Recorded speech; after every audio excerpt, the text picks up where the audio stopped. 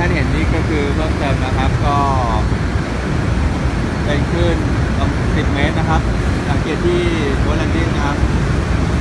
น่าจะไปถึงชั้นลอยของไลเตอร์เลยนะครับ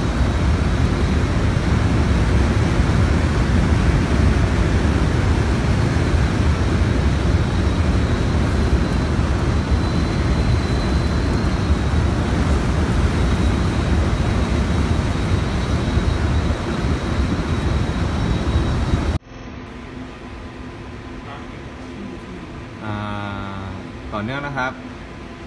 จากที่ได้รายงานไปก็มาติดตามระดับความสูงขึ้นเพิ่มเติมนะครับ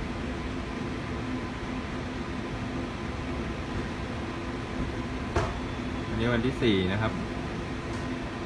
มกราคม2562เวลา 6:57 นาทีนะครับความสูงขึ้นนะครับตามที่ท่านเห็นเลยครับ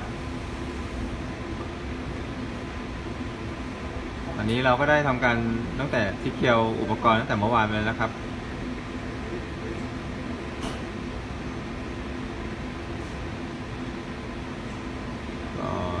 เราก็จะไม่ออกไปนอก LQ นะครับถ้าไม่จำเป็นนะครับ